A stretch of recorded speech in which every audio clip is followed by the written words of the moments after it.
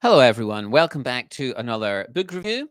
And today we're talking about Shoko's Smile, a short story collection that lives in the space between closeness and distance, between what we can say and what we can't. So, hello, everyone. I'm Barry. This is Seoul Book Club, where I review Korean literature in translation. If you enjoy intimate fiction that also brushes against history and politics, subscribe and ring the bell thing. Anyway, today we're talking about this collection of short stories. It's called Shoko's Smile by Choi Eunyoung and translated by Song Ryu and originally published in Korea in 2016. The English translation was published in 2021, and it's the first full collection of stories that Che has had translated into English. And at the time of its publication, it was a much anticipated collection because Che had become hugely successful and acclaimed in the previous decade here in Korea. So she's won legions of fans since she made her debut in 2013. And she won the Moonhak Dongne Young Author Award in 2014, 2017, and 2020. And she's also won several other quite high profile literary awards. And this book, the Korean edition, last time I checked, it had sold over 200,000 copies in Korea. So pretty good for a short story collection. And her follow-up collection called Someone Who Can't Hurt Me, last time I checked, that one had sold over 150,000 copies. So very, very successful, especially considering that they're short story collections. And the translator of today's book is also very highly regarded. And in 2021, Song Ryu had a banner here because not only was this one of Song Ryu's translations, but also Tower by Bae Myung-hoon. And he was also one of the translators on I'm Waiting for You. And I've reviewed both of those books recently and praised both of them. Choi Eunyoung is of an inspiring presence for her fans on social media. And I found a very nice quote about this book on one of her social media things. She said, "This book is about people, mostly women, who grow very close, but not quite, who also drift apart, but not quite, like people in a loose hug. It's about the mystery in that gap, the desire to close it, the grief over lost closeness, and the vast time space of loneliness and memories you're left with." It's a wonderful description for a very beautiful collection of stories. So, what type of stories does Che want to tell, and what type of characters is she drawn to here? So, there's 7 stories. All of them deal with some kind of loss or relationships falling apart for some reason, often an unspoken reason. The title story introduces us to Soyu, a young woman who is frustrated in her artistic ambitions and her life in general. And she's looking back on her past and reflecting on her relationship with a Japanese exchange student called Shoko, who visited her in high school. The two became pen pals for a while. Their paths crossed in different ways at different points in their lives. Shoko has her own thwarted ambitions, and her strange relationship. Their strange relationship with one another seems to highlight their different forms of unhappiness with their lives. There's a story called Jin Chao, which introduces us to a young Korean girl and a young Vietnamese boy who live with their families in Germany. And the two families become quite close. They have and one evening they're having dinner together. The adults are drinking and they get a bit merry, maybe a bit too merry, and they're singing and whatnot, and the kids are playing happily until that is memories of the Vietnam War and Korea's involvement in it intrude on their lives and irreparably damage these friendships. And there's a story called Hanji and Yongju. And again, this story is very popular online. You'll often see people discussing this story in certain places. So this is the story of a young Korean woman and a young Kenyan man who embark on a tentative romance at a monastery in France where they're both volunteering. And for the most part, the story seems to be a touching romance about a fledgling relationship between two young lovers. Then something happens that's never quite explained, and the relationship falters. And so in these stories we see this sort of silent wounds that many people suffer with, often without fully understanding why they suffer. And there's another nice quote from Che that sums up these stories. So no one can be judged with certainty. No life can be told lightly. That may be the truth that fiction seeks to tell. And there's also a political dimension to some of these stories. So how does Che bring Korean history and politics into this collection? So I've already mentioned Jin Chao, which talks about the shadow of the Vietnam War and the effect of Korea's involvement in that conflict on Korean people and Vietnamese people. Then there's another story called Sister, My Little Sune, and that's about two women whose lives are irrevocably changed after one of their husbands is imprisoned when the government accuses him of violating the Anti-Communist Act. And at first, they're both very active in the protest movement, but then one of them becomes quite disillusioned. And again, we see how people are shaped in response to the political landscape around them. And then there's also two stories that deal with the aftermath of the Sewol ferry disaster. Both of these stories are achingly sad and show how people suffer and carry their suffering with them no matter how much time passes. So these stories are Michaela and The Secret, and they're the closing pair of stories. One of them is a story about missing loved ones, and the other is about a family shielding a grandmother from the truth of her granddaughter's death. An enemy. What I liked about this collection was the human scale. So Che's writing, her prose is very sharp, but quite plain in a way. These are ordinary people carrying very private wounds, whether it's ambition quietly collapsing or friendships that have become misaligned by time, or a grief that just lingers and doesn't decrease in the sort of intensity of its pain.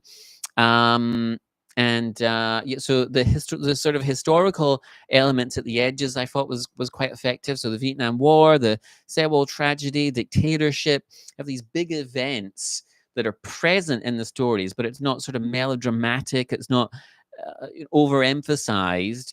They sort of press in on the lives of people from the margins, and they kind of change.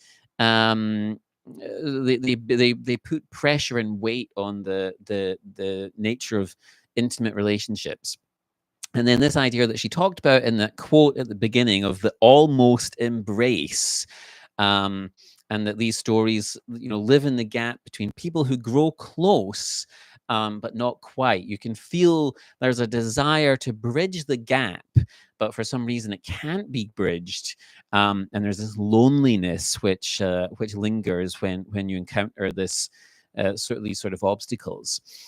So this sort of personal and political aspects, they coexist very well without sort of competing for attention. The sort of dinner table in Germany says more about war, memory, and trauma than a big speech or something like that. Private letters say more about ambition and shame than like a big courtroom drama or something, right? She isn't rushing these characters to explain themselves, right? She seems to think that no life can really be told. If you need firm resolutions, this is something that people have discussed online with this collection.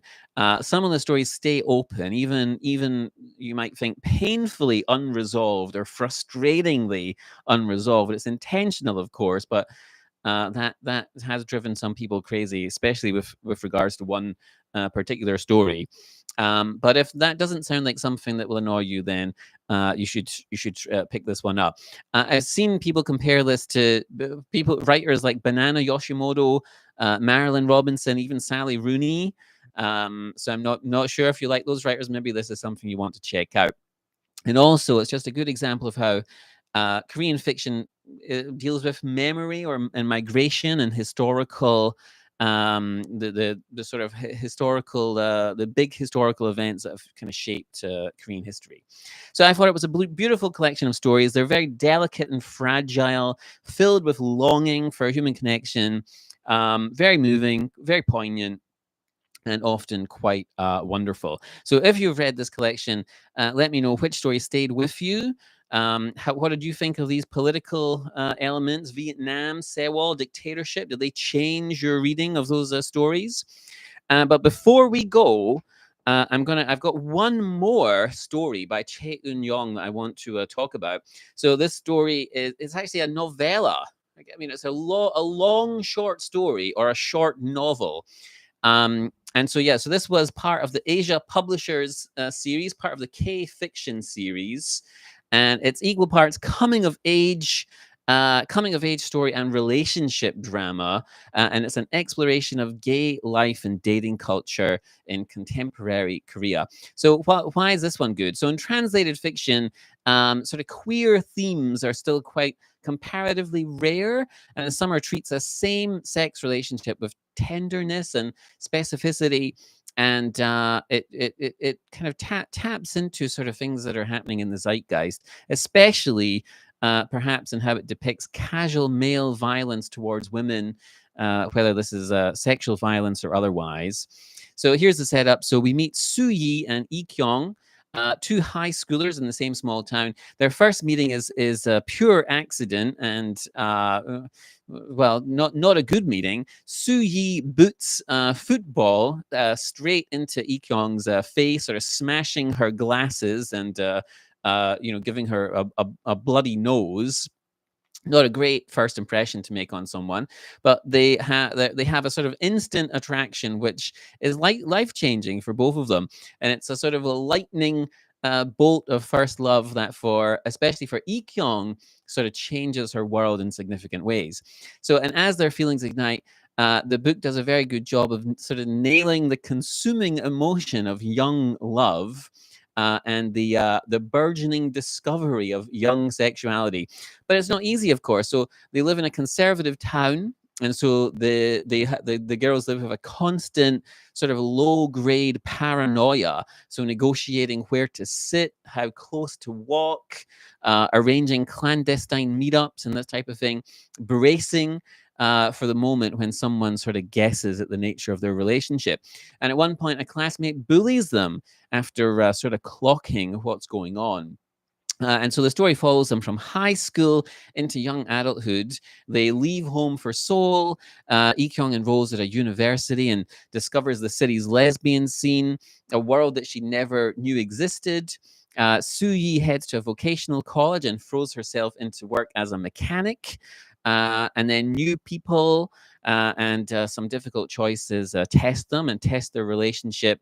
And then some 13 years after that sort of first collision on the football pitch, the story circles back to their hometown. And what I liked is how the story balances the universal, this intensity of first love and the way time changes us. And it was written in the summer of 2016, and I think also resonates with broader cultural conversations. So around the edges of the story, Che shows or sort of comments on the everyday harms that women face. So we see schoolboys groping female players and male relatives who beat a young woman when she's outed at a family gathering. And there's a writer's note. So as I've mentioned before, these Asia Publisher books often have essays and additional material. And Shay says that she intended to challenge discriminatory attitudes towards minority groups that persist in South Korea. And that aim comes through quite clearly, without ever sort of preaching, I guess you could say. So it's a compelling, tender portrait of young love, right? And then how this changes over time and what it costs. So if you've read The Summer, did you enjoy it? Have you read any of the other K fiction books? Have you read any other Choi Eunyoung stories? Anyway, let me know what you think. And thanks for watching. Take care, and I'll see you back here in the next book review. Take care, everybody. Thanks for watching.